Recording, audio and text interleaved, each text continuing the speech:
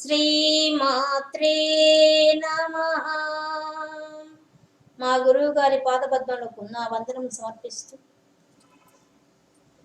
మనం ఆదిశంకరాచార్య విరచితమైనటువంటి శివానంద లహరిలో నిన్న 5వ శ్లోకం పూర్తి చేసుకున్నాం. ఈరోజు 6వ శ్లోకంలోకి అడుగు పెడుతున్నాం. 6వ శ్లోకం. ఘటో వా మృత్పిండో వా అణురపి చ ధూమోగ్నిరచలః పటో వా తంతుర్వా పరిహరతి కిం ఘోరశమనం వృధా కంఠక్షోభం వహసి తరసా తర్కవచసా పదాంబోజం శంభో పరమ సౌఖ్యం వ్రజసుదీ. ఈ శ్లోకంలో మనకి తర్కశాస్త్రం గురించి వివరిస్తున్నారు. తర్కశాస్త్రాన్ని ఖండిస్తున్నారు కూడా. ఎందుకు ఖండిస్తున్నారు అంటే, ఒకసారి ఆదిశంకరాచార్యులు గారు కాశీ నగరంలో తిరుగుతున్నప్పుడు సంచరిస్తున్నప్పుడు ఒక అరుగు మీద ఒక బ్రాహ్మణుడు కూర్చొని, ఆయన 80 ఏళ్ల వృద్ధుడు, బాగా ఒళ్ళు వంగిపోయినది, వణుకుతున్నాడు. అటువంటి ఆయన పిల్లల్ని కూర్చోబెట్టుకొని పాఠాలు చెప్తున్నప్పుడు అది కూడా వ్యాకరణ శాస్త్రం గురించి చెప్తుంటాడు. అటువంటి సమయాన్ని ఆయన చూస్తాడు ఆదిశంకరాచార్య. ఆయన దగ్గరికి వెళ్ళి, ఆ బ్రాహ్మణుడి దగ్గరికి వెళ్ళి అడుగుతాడు అనమాట, నీవు ఇప్పుడు ఏం చేస్తున్నావు అని అడుగుతాడు. నేను వ్యాకరణ శాస్త్రాన్ని చదువుకున్నాను, దాన్ని వివరిస్తున్నాను. దీని తర్వాత నేను తర్కశాస్త్రం చదువుకుంటాను, ఆ తర్వాత తత్వశాస్త్రం తెలుసుకుంటాను అంటాడు. అప్పుడు ఆశ్చర్యపోతాడు ఆదిశంకరాచార్యుడు. ఎప్పుడు వ్యాకరణ శాస్త్రం తెలుసుకుంటావు, ఎప్పుడు తర్కశాస్త్రం తెలుసుకుంటావు, ఎప్పుడు తత్వశాస్త్రాన్ని తెలుసుకుంటావు? నువ్వు చూస్తే ముసలి వాడివి, ఇటువంటి వాడివి ఇప్పుడు వ్యాకరణ శాస్త్రాన్ని మొదలుపెట్టావు. అది కూడా ఏంది, విద్య నేర్పిస్తున్నావు కానీ ఆశించి చెప్తున్నాడు, అంటే స్వార్థానికి చెప్తున్నాడు, డబ్బు ఆశించి కూడా చెప్తున్నాడు. అది గమనిస్తాడు ఆయన. గమనించి చాలా బాధ అవుతుంది ఆయనకి. బాధ అయ్యి చెప్తామంట, భజే గోవిందం భజే గోవిందం గోవిందం భజ మూఢమతి అని అప్పుడు భజ గోవిందని పాడతాడు ఆయన. పాడి ఆ డుగ్నుంకరణే అనే మంత్ర, ఆ వ్యాకరణ సూత్రాన్ని కూడా ఉటంకిస్తాడు దాంట్లో.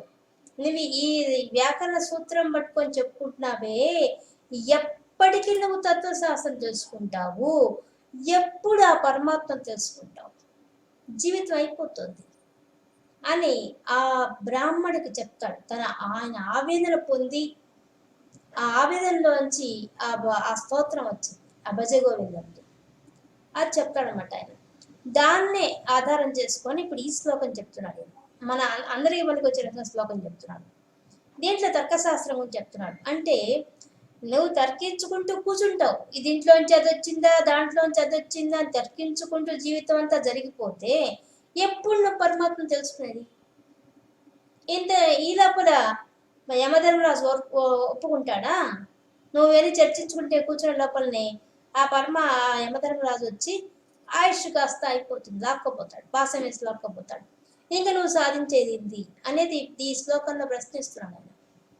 నిజానికి ఇప్పుడు అందరూ అప్పటి కాలానికి ఆయన రచించాడు, కానీ ఇప్పటికి కూడా మన పిల్లకాయలందరూ ఈ తర్కశాస్త్రంలో ఉన్నారు. ఇప్పుడు వితండవాదం, మామూలు తర్కశాస్త్రం కూడా కాదు, వితండవాదంలో ఉన్నారు. అంటే ఏంది, ఇప్పుడు ఏం చెప్పినా, మనం ఏ ఆచారం చెప్పినా, ఏ సంప్రదాయం చెప్పినా, కనీసం బొట్టు పెట్టుకోమని చెప్పినా ఎందుకు పెట్టుకోవాలా అని అడుగుతున్నారు. అన్నీ ప్రతిదీ మన హిందూ ధర్మంలో ఉండి ప్రతిదానికి విమర్శలే, విమర్శించని విషయం అంటూ లేదు అసలు. ప్రతి విషయాన్ని, ఆఖరి గడప పూసే పసుపు దగ్గర నుంచి, తులసి కోటకు పెట్టే పసుపు దగ్గర నుంచి అన్నిటికీ మనకు విమర్శలే ఉన్నాయి. ఎవరు మెచ్చుకుంటూ మేము దాన్ని అనుసరిస్తామని చెప్పేవాళ్ళు తక్కువగా ఉన్నారు. పిల్లలు కానీ పెద్దవాళ్ళు కానీ అందరూ అట్లే ఉన్నారు ఇప్పుడు. అంటే ఏంది, మన వేదాల్లో మన సంప్రదాయాల్లో ఏం చెప్పారో, ఒక దేశకాల పరిస్థితిని బట్టి మనకు వచ్చిన ఆచారాలు ఎందుకు వచ్చాయో అని వాటి వెనటువంటి ఆరోగ్య రహస్యాన్ని కూడా పట్టించుకోకుండా ఇవెందుకు చేయాలా ఇవెందుకు చేయాలని వితండవాదం చేసి అసలు ఏవి కాకుండా అయిపోతున్నాం. అది హిందూ మతం కాదు, ఏది కాదు. ఏ మతంలో ఉన్నారో ఎలా ఉన్నారో ఇదేన్ని అనుసరించిపోతున్నారో కూడా తెలియనంత దుస్థితికి వెళ్ళిపోయాం మనం. అందులో కొద్దిమంది మాత్రమే దాన్ని అనుసరించి ప్రచారం చేయడానికి ప్రయత్నం చేస్తున్నారు. ధర్మ ప్రచారం చేయడానికి ఎంతో మంది కృషి చేస్తున్నారు. కానీ ఎవరు పిల్లలు వినే స్థితిలో కూడా లేరు ఇప్పుడు. అంటే ఇప్పుడు ఏం చెప్పే తర్కశాస్త్రం అయితే మనది వితండవాదం. ఇంక దానికి అసలు ఎవరు ఏ గురువులు వచ్చి మారుస్తారో మనకి తెలియదు. అది ఎప్పటికి అవుతుందో కూడా తెలియదు. సరే, దీంట్లో వెళ్దాం. ఇప్పుడు ఈ తర్కశాస్త్రంలో ఉపయోగించే పదాలన్నీ వరుసగా చెప్పుకుంటూ వస్తున్నాడు.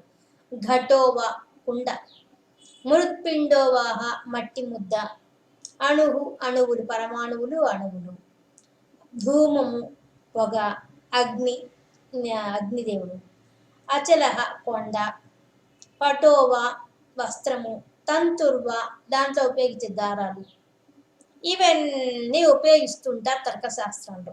ఎందుకు ఉపయోగిస్తారు వాళ్ళు? ఇవే ఎందుకు ఉపయోగిస్తారంటే, నీకు కుండ ఎలా వచ్చింది అంటే మట్టి వల్ల వచ్చింది, మట్టి ముద్ద వల్ల వచ్చింది. ఆ మట్టి ముద్ద ఎక్కడి నుంచి వచ్చింది అంటే అణువుల నుంచి వచ్చింది. ఆ అణువులు ఎక్కడి నుంచి వచ్చాయంటే భూమిలోంచి వచ్చాయి. మరి భూమి ఎక్కడి నుంచి వచ్చింది? భూమి ఎక్కడి నుంచి వచ్చింది అంటే నీటి నుంచి వచ్చింది. నీరు ఎక్కడి నుంచి వచ్చింది?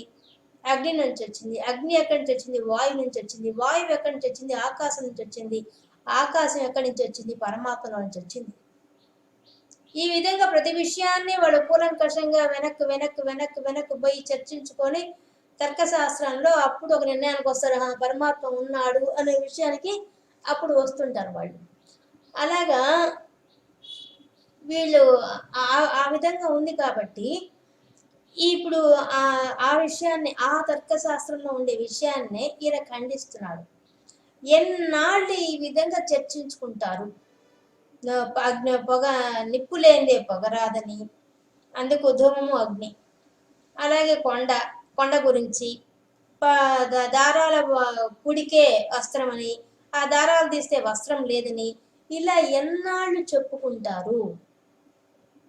ఈ విధంగా చెప్పుకుంటూ కూర్చొని తర్కించుకుంటూ కూర్చుంటే ఏమైపోతుంది? పరిహరతి కిం ఘోర శమనం. శమనుడు అంటే ఆ యమధర్మరాజు. ఆ యమధర్మరాజు కాచుకొని ఉంటాడు నీ ఆయుష్ తిరిగిపోగానే తీసుకెళ్ళిపోవడానికి కోసంగా. ఆయన వెళ్ళి పట్టించుకుంటాడా? నువ్వు తర్కశాస్త్రంలో పండితుడివా, తర్కం ద్వారా నువ్వు భగవంతుని చేరుకునే ప్రయత్నం చేస్తున్నావా, నవేని గమనిస్తాడా? నువ్వెన్ని మాట్లాడుకుంటూ ఉండగా, తర్కించుకుంటూ కూర్చో ఉండగానే, అంటే ఏ ఉపాసన లేకుండా, ఏ పూజలు లేకుండా ఈ తర్కశాస్త్రం బొద్దుని తర్కించుకుంటూ కూర్చో అంటే యమధర్మరాజు మాత్రం తన ధర్మం ప్రకారం వచ్చి ఆ సమయానికి ఆయన తీసుకెళ్ళిపోతాడు. ఆయన ధర్మవది కాబట్టి ఆయన చేస్తుంటాడు. కాబట్టి పరిహరతి ఇవనే వద్దు, ఈ తర్కశాస్త్రం వద్దు, ఇంకా వదిలేయండి. ఎన్నాళ్ళు పట్టుకుంటారు తర్కశాస్త్రాన్ని? ఇది వాదించి వాదించి వాదించి వాదించి ఏం సాధిస్తారు మీరు? అది గొప్పదా, ఇది గొప్పదా, ఇది చేయాలా, అది చేయాలా, ఆలోచించి ఆలోచించి ఆలోచించి అక్కడే ఆ మెట్టు దగ్గర ఆగిపోతారు. కానీ ఒక మెట్టు కూడా పైకి ఎక్కకపోతే ఎప్పుడు తత్వశాస్త్రం తెలుసుకుంటారు, ఎప్పుడు భగవంతుడు చేరుకుంటారు అని ప్రశ్నిస్తున్నాడు ఈ శ్లోకంలో. వృధా కంఠక్షోభం. ఇంకా ఏమైపోతుంది? ఈ విధంగా తర్కించుకోవడం వల్ల ఏమైపోతుంది? వృధా కంఠక్షోభం, ఊరికే గొంతు నొప్పి, కంఠక్షోభం. కంఠం కాస్త వాగి వాగి వాగి వాగి హసి అయిపోతుంది. ఏమైపోతుంది? వేస్ట్ అయిపోతుంది, వృధా, అనవసరంగా వాగి వాగి వాగి ఆ కంఠం కూడా దెబ్బతింటుంది. నువ్వు అంత మాట్లాడి కూడా ఏం ప్రయోజనం లేదు. ఒక మాట మాట్లాడితే మనమన్నా బాగుపడాలా, ఎదుటివాడన్నా బాగుపడాలా, లేక ఎక్కడో ఉండేవాడన్నా బాగుపడాలి. కానీ అట్లా ఉండవు మన మాటలు. మనం అందరినీ బాధించే రకంగానే మన మాటలు ఉంటాయి. అంటే ఎదుటి వాళ్ళని బాధించడమో, ఎదుటి వాళ్ళని బాధించడం సంతోషపడతామంటే దాన్ని రెట్టింపు బాధపడతాం మనం. ఈ చిన్న సూక్ష్మం మనకు తెలియడం లేదు. ఇది ఆచరించలేకపోతున్నాం మనం. ఇతరులను మాటలతో బాగా ఇబ్బంది పెట్టి వాళ్ళు బాధపడితే మనకు వచ్చేది ఏమీ లేదు. ఏం కోట్లు వస్తాయి? ఏమీ రావు. రాకపోగా మనసు అశాంతికి గురవుతుంది. ఇది తెలిసి చేసే తప్పు ఇది.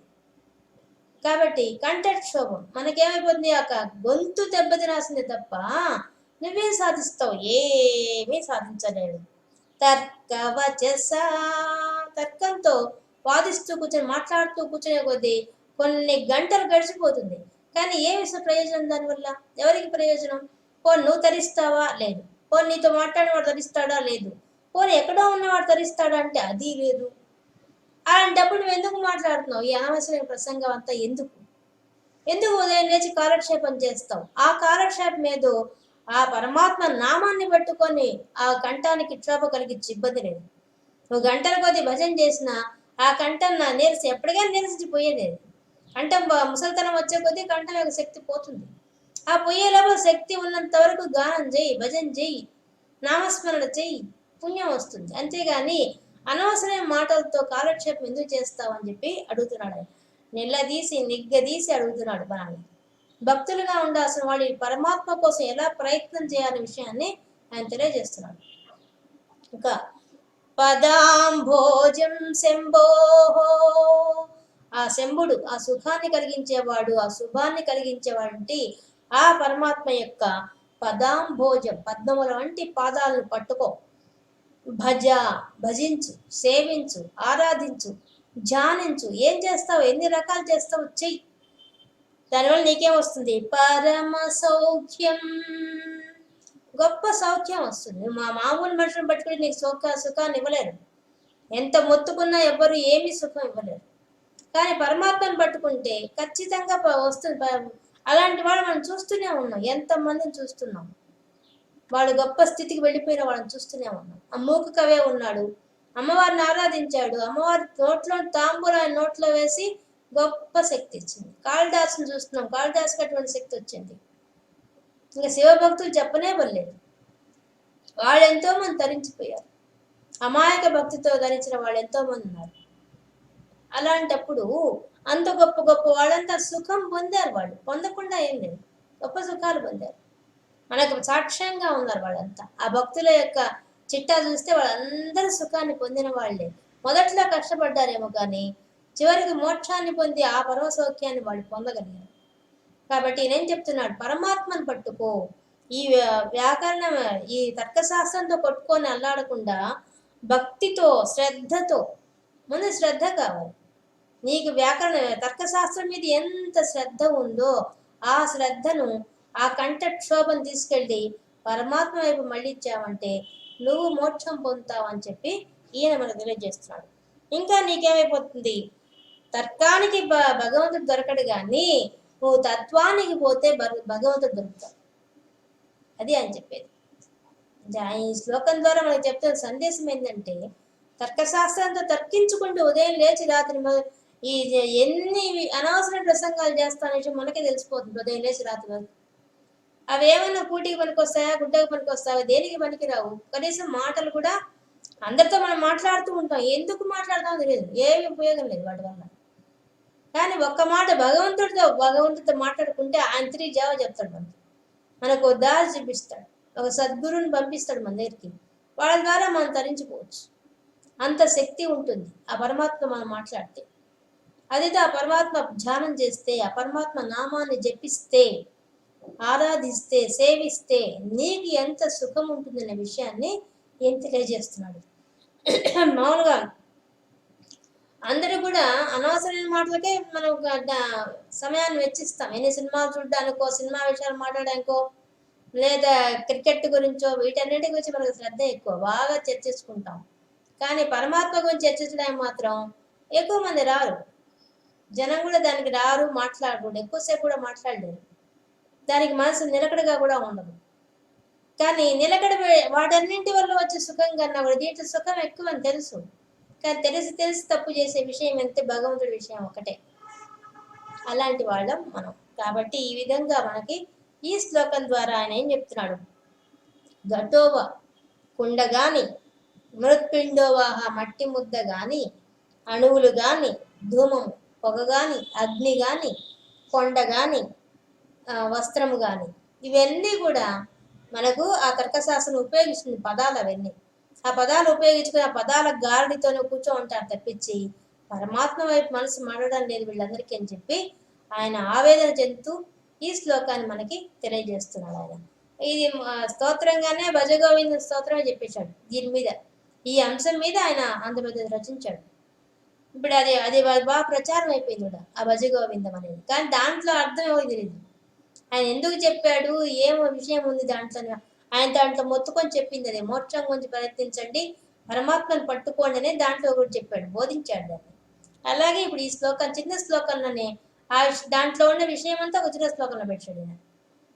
అంటే మనము తర్కశాస్త్రాలతో తన్నుకోపోకుండా, ఆలోచనతో పెట్టుకోపోకుండా హాయిగా పరమాత్మ వైపే మనసు మళ్ళా అని చెప్పడమే ఈ శ్లోకం యొక్క ఉద్దేశం. ఇది ఈ 6వ శ్లోకంలో ఉండే విశేషాంశాలు. ఇంకా మనకి చూస్తే పూర్వకాలంలో కూడా ఈ తర్కశాస్త్రం, మనకు రాజుల కాలంలో ఎక్కువ తర్కశాస్త్రం ఉండేది, ఇప్పుడు తగ్గిపోయింది, ప్రచారంలో తక్కువ ఇది. కానీ అప్పట్లో రాజులు బాగా ఈ తర్కశాస్త్రంతో బాగా చర్చించేవాళ్ళు. వాళ్ళంతా తర్కించే వాళ్ళంతా వాళ్ళ ఆస్థానంలో ఉండేవాళ్ళు. ఇదనమాట ఈ 6వ శ్లోకంలో ఉండే విశేషాంశాలు.